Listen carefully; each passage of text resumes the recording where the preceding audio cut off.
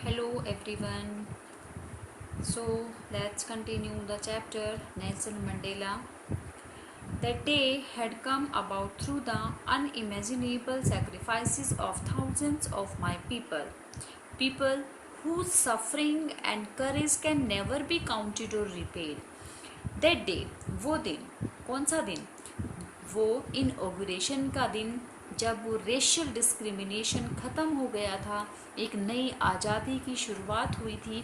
तो वो समय हैड कम आया था about through the unimaginable sacrifices, एक ऐसे बलिदान का जो कि अनइमेजिनेबल है, जिसकी कल्पना भी नहीं की जा सकती। तो थाउजेंड्स ऑफ माई पीपल, हजारों लोगों की वजह से, उनके बलिदान से वो दिन नेल्सन मंडेला की लाइफ में आया था। वो लोग हु सफरिंग, जिनके संघर्षों ने, जिनके साहस ने इतना कुछ किया जिसको कभी भी ना तो गिना जा सकता है और ना ही उसको चुकाया जा सकता है, रिपीट किया जा सकता है। I felt that day as I have on so many other days.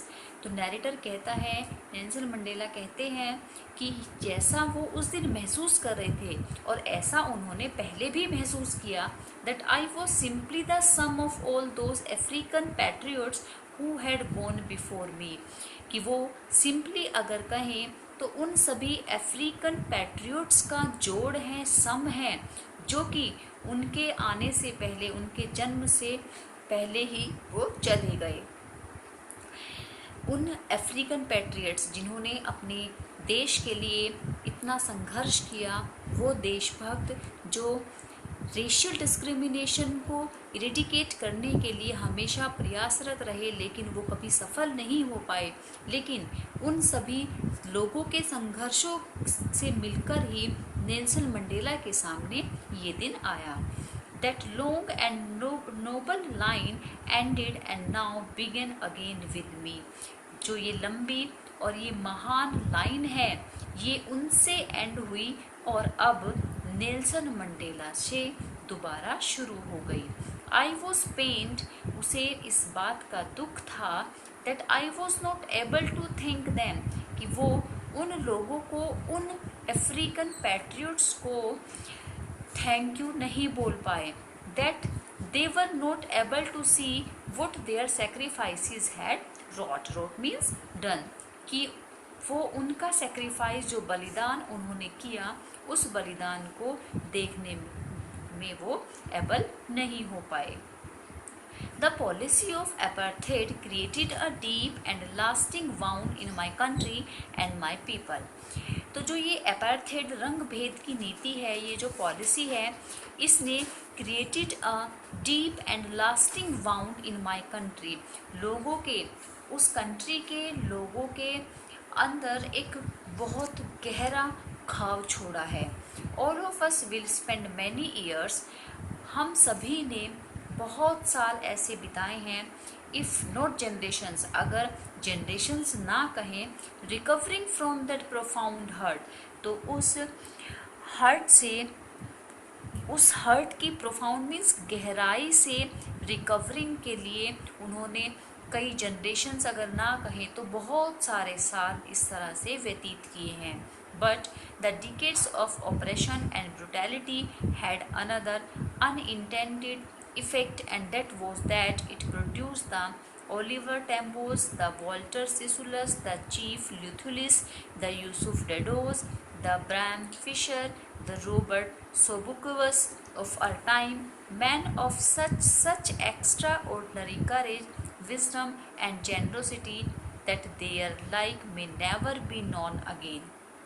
लेकिन वो आगे कहते हैं कि जो ये ऑपरेशन और ब्रुटैलिटी के, यानी कि अपनी इच्छाओं को दबा देना, उनको प्रेशराइज करना, जो एक निर्दयता का जो ये दशक रहा है, जो एक दूसरे के प्रति निर्दयता के भाव थे, अनइंटेंडेड इफेक्ट था, एक ऐसा प्रभाव जो कभी इंटेंटली नहीं चाहा था, and that was that it produce था। तो एक इन चीज़ों ने, इन दबाव ने, रेशियल डिस्क्रिमिनेशन ने, साउथ अफ्रीका में ये जो इतने सारे लोगों के यहाँ पर नाम लिए हैं, ये वो अफ्रीकन पैट्रियट्स रहे हैं जिनका ऊपर वाले पैराग्राफ में नेल्सन मंडेला ने जिक्र किया है। तो ये सारे लोग इतने ज़्यादा एक्स्ट्रा ऑर्डिनरी, इतने साहसी, इतने बुद्धिमान, इतने दयालु व्यक्ति थे कि इनके जैसा कभी कोई और हो नहीं सकता। Perhaps, शायद, it requires such depths of oppression that create such heights of character, कि शायद ऐसे लोगों को, जो जितने ये देशभक्त हुए हैं, ऐसे महान लोगों जैसा बनने के लिए एक दबाव की जो एक ऐसी कंडीशन होती है जब लोगों के जुर्म सहे जाते हैं, तो उसकी गहराई और एक हाइट ऑफ कैरेक्टर, एक उच्चशील गुणों वाला व्यक्ति बनकर ही शायद ऐसा व्यक्ति, ऐसा सच्चा महान व्यक्ति बना जा सकता है। My country is rich in the minerals. तो मंडेला कहते हैं कि जो उनका देश है वो मिनरल्स में, खनिज लवणों में बहुत रिच है। रिच है मीन्स कि वहाँ पर मिनरल्स बहुत ज़्यादा पाए जाते हैं। And James that lie beneath it's soil, और जो हीरे हैं वहाँ की मिट्टी में दबे पड़े हैं। उनका देश जो है वो खनिजों से और हीरों से प्रॉस्पेरस है। But I have always known that its greatest wealth is its people, finer and truer than the purest diamonds. लेकिन वो हमेशा से एक ही बात जानते हैं कि उनके देश की जो प्योरेस्ट डायमंड है उनसे भी कहीं ज़्यादा ग्रेट वेल्थ किन लोगों में है? उनके लोगों में है जो कि सच्चे हैं, अच्छे हैं।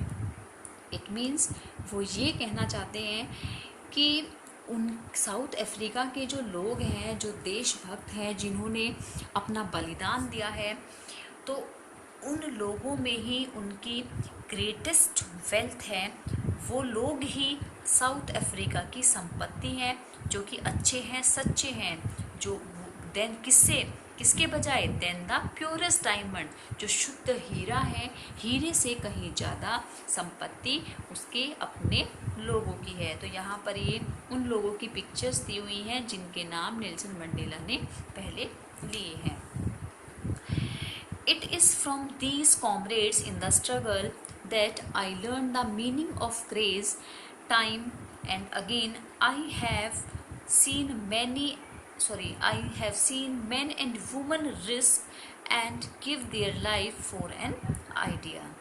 It is from these comrades. Comrades means होता है साथी। तो इन्हीं साथियों से मंडेला कहते हैं कि उन्होंने स्ट्रगल करना सीखा, स्ट्रगल का मीनिंग सीखा है, साहस का मीनिंग सीखा है। इट मीन्स कि उनके साथ उन्होंने जो स्ट्रगल किया, उस स्ट्रगल से ही उन्होंने साहस का मतलब सीखा है। टाइम एंड अगेन, समय समय पर, आई have seen man and women risk and give their lives for an idea. उन्होंने मैन और वुमेन को एक आइडिया के लिए खतरा लेते हुए, रिस्क लेते हुए और अपना जीवन देते हुए, यानी कि जीवन जीना और मरना, उन्होंने ये दोनों चीज़ें देखी हैं।